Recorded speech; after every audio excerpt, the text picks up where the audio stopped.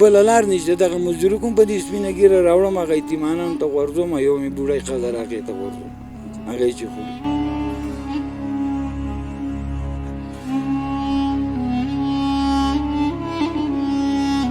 زه ځم چې زموږ د حق تفوس وشي چې شانګله چې سره هغه هره ورځ کې سره کله کودمې نه لس شل کسان مړه راوړی کېږي سره او حکومت په دې باندې څه اکشن نه اخلي.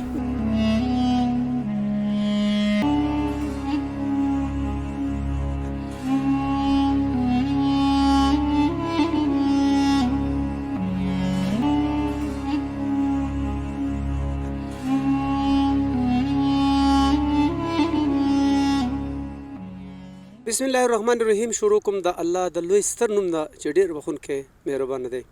سوات نیوز ډاټ کام مینوالو السلام علیکم. دا وخت تاسو ته د الفورۍ شلمانو پیر آباد نه مخاطب یم. د هغه شهید د کور تاسو ته مخاطب یم چې د کم شهید د هغه واړه ماشومان بچي به ومي موږ به تاسو ته هغه هم ښایو. یو داسې غمزده پروګرام دی چې 11 کاله وړاندې هغه پته نه وه چې په کومه طریقه باندې هغه وژلی شوي دی. بیا اجتماعي قبرونه د هغو جوړ شوي وو. هغه 11 کاله بعد عزتمندو دا یو داسې دردېدلی غم دی چې زه یم چې داسې سترګې به وي چې هغه به ونه جاړي، داسې زړه به وي چې هغه به خفه نه شي. کم هغه کسان چې دا کلمه وایي چې لا اله الا الله محمد رسول الله. عزتمندو الله پاک ته په دې کور باندې رحم وکړي. د هغه بچیو له د هغې د والد صاحب زما سره امیر رحمان صاحب ناست دی. دلته دې الله ژوند ورکړي.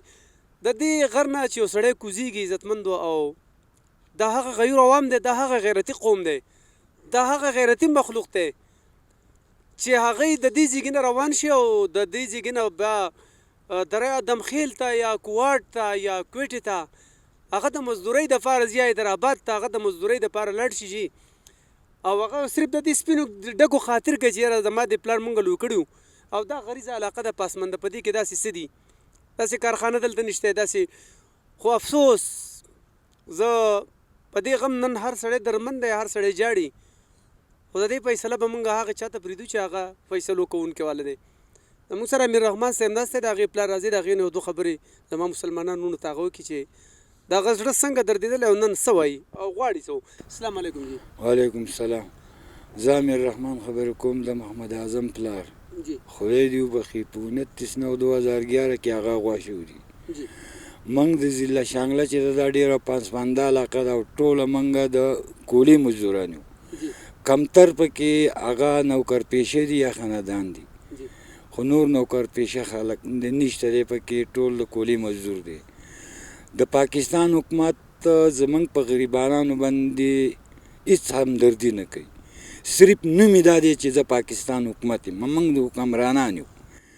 نورو د غریبانانو غوښې چې څه وي هغه ټول هغه خوري. زموږ د غریبانانو لاشونه پراته وو، د دې نه به دا حکومت خبر و، خو موږ ته یې دا نه دي ویلي چې دا لاشونه خپل اوچت کړئ. موږ سره ولې دا ناجیزه کړ ده. خو موږ الله ته دا سوال کوو چې یا الله کو دا په تا ضروري، هر چا چې دا کار موږ سره کړی نو زموږ ګیله نشته، او که په تا ضرور نه نو الله داسې چړقونه له ورکړي چې هندوان تې نفرت وکړي، هندوان تې سبق ووایي، هندوان تې سبق ووایي. د ده یو هلک دی او 2 جینکۍ دي. دا 11 کاله چې کوم روان وو 11 کاله مخکې لولنۍ خبرې د هغه ستاسو سره سوي د دې نه د هغې نه بعد هغه بیا ورک شو. موږ سره خو اول چې دوی تللي د کولۍ مزدورۍ له بیا اغوا شو، بیا ورپسې موږ لاړو پېښور ته، موږ وګرځېدو ډېره. د هغې نه وروسته موږ بیا پوځیانو سره مې میلاو شوي وو، پولیټیکل ایجنټ سره هم 3 پیرې میلاو شوي وو. 3 پیرې موږ د ګورنر سره میلاو شوي وو. یو پیر هغه مسعود کوثر و او په 2 پیرې موږ د انجینیر شوکت الله سره میلاو شوي وو. موږ ته دا فریاد کړلی چې زموږ دا بچي موږ له راکول غواړي او موږ تا ته سوال کوو، ته د دې صوبې مشر یې او موږ له د دې سړو د کوشش وکړه چې زموږ دا سړي موږ ته راپرېږدي او موږ سره بیرته د روژې د خرچې څه دغه کسانو چې هغوی وړ دي.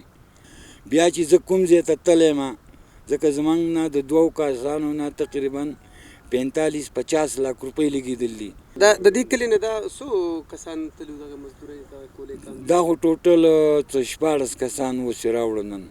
دغه بچي چې کوم دی کور والا بچي هغه نن ستاسو سره دلته کې ما سره یو ځای دي. زه سپین ږیری یم، دغه زم چړ به کوم او هغه له به راوړم.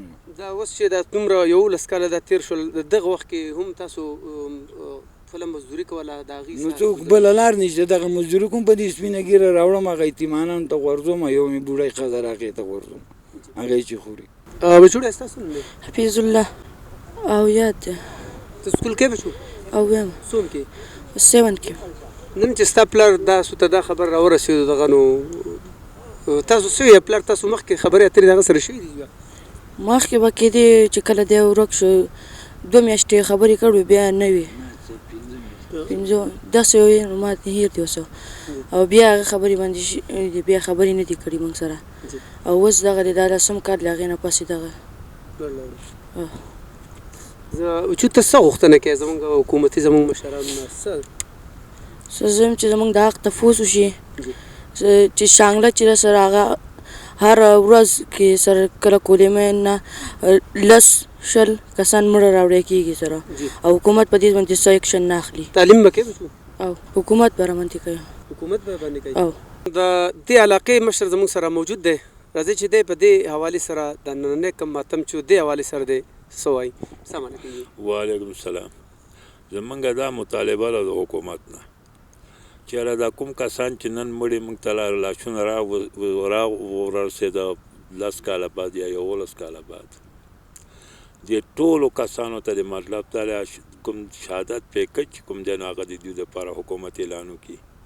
او که چېرې داسې ونه کړي نو دا له موږ سره انتهایي زیاتی دی، دا زموږ سره انتهایي زیاتی دی. نو دغه شهادت پیکج چې دی مطلب دا د غمزاده کورونو سره د ټولو سره یوازې دا نه چې د ده سره د ټولو کورونو سره د دغه نمونه پیکج اعلان وکړي. زما نوم ساجي رحمان دی.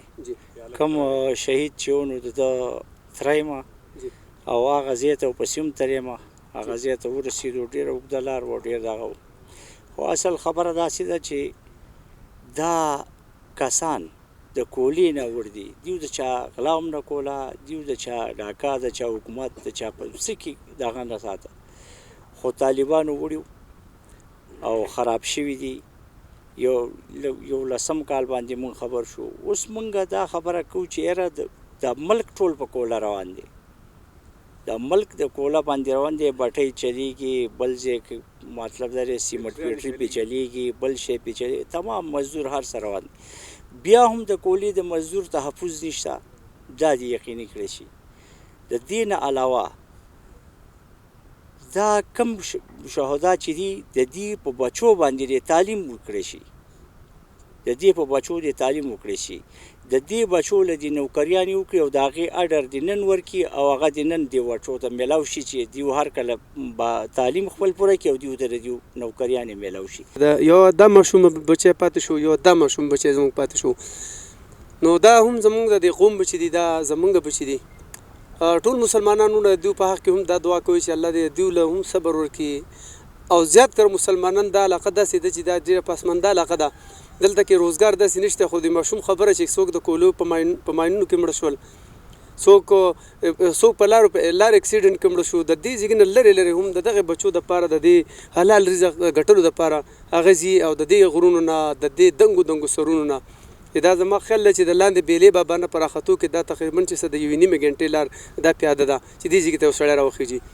عزتمندو، زما چې څومره وروڼه دي، نو زه وایم چې د خپل د اخلاص دغه خپل د مسلمانۍ په توګه باندې د خپلو بچو، نو راځئ چې دا بچي چې دي که نه دې ته به موږ د خپلو بچو په رنګ کې ګورو او د دوی چې څه ماتې ګوډې انشاءالله هغه پوره کوو.